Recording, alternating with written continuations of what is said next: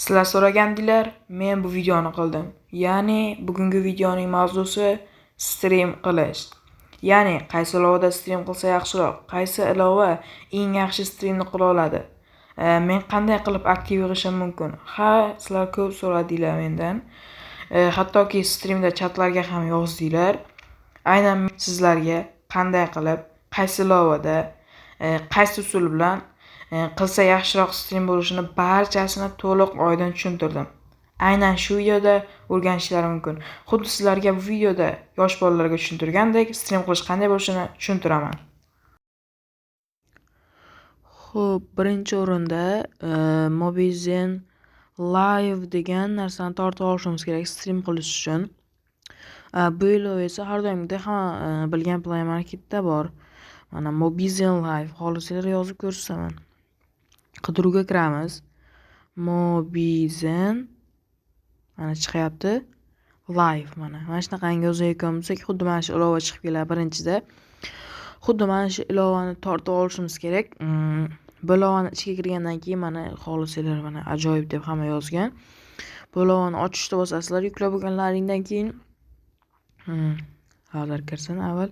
Xuddi mana shunaqangi narsa chiqadi sizlarda live qilishinglar uchun. Ya'ni stream yoqishinglar uchun bu yerda o'zi bir ikkita ruxsatlarni so'raydi. Hamma ruxsatlarni berib bo'lganinglardan keyin xuddi mana shunaqangi narsa chiqadi.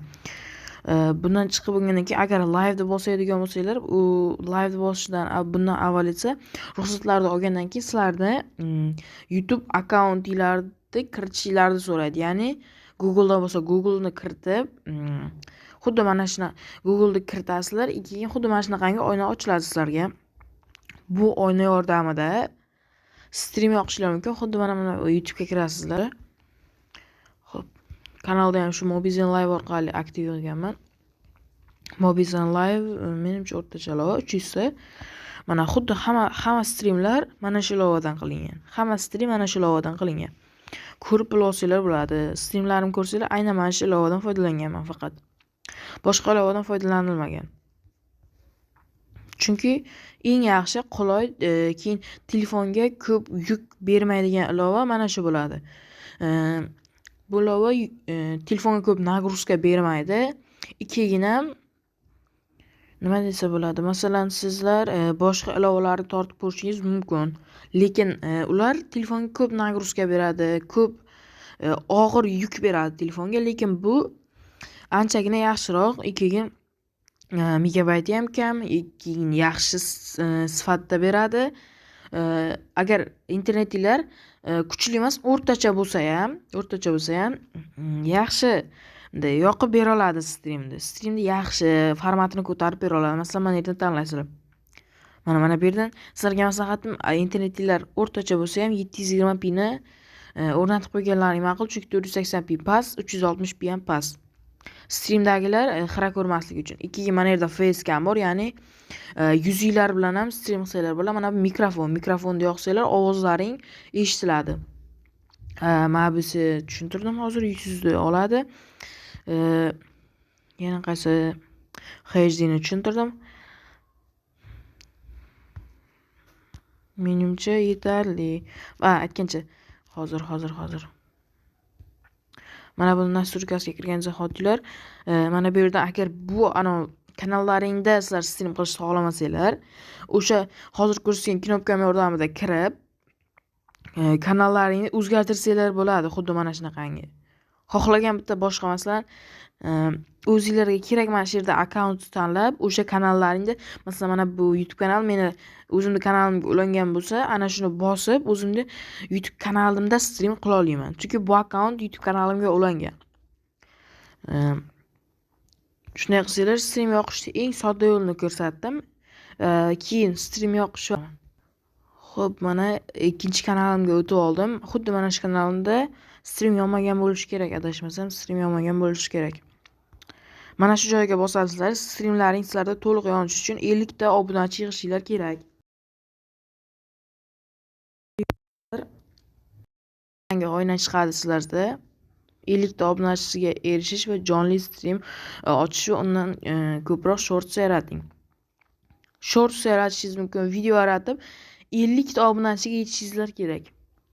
50 ta. 50 ta obunachidan keyin YouTube'ga so'rovnoma yuborasiz. Agar so'rovnomalaringiz qabul qilinsa va siz rostdan 50 ta obunachiga ega bo'lsangiz, sizga YouTube'ning o'zi 24 soat ichida stream yoqish tugmasini sizlarga qilib beradi. Tushundinglar-ku, to'g'rimi? 50 ta obunachilaring bo'lsa, shundagina sizlar streamni ola olasizlar. Bo'lmasa ola olmaysizlar. 10 ta, 20 ta, 30 ta, 40 ta podpisчик bo'lmaydi. Hattoki 49 ta ham. 50 ta obunachilaring bo'lishi kerak. 50 ta obunachilaring bo'lsa, sizlar stream yoqa olasizlar.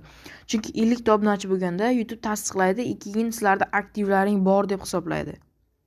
Sizlarda aktiv bo'lsagina qila olasizlar. Agar birinchi streamlaringdan aktiv bo'lmadim endi tashlab ketish kerak emas. Tashlab ketish kerak emas, chunki sekin-sekinlik bilan aktiv yig'iladi. Birdaniga hammasiga erishib bo'lmaydi. O'zlaringga maslahatim kamyob o'yinlarda olish kerak. Masalan, O'zbekistonda PUBG stream ko'p bo'ladi. Aktivlar bo'lishi qiyin. Aktivlar bo'lishi juda past ehtimolda.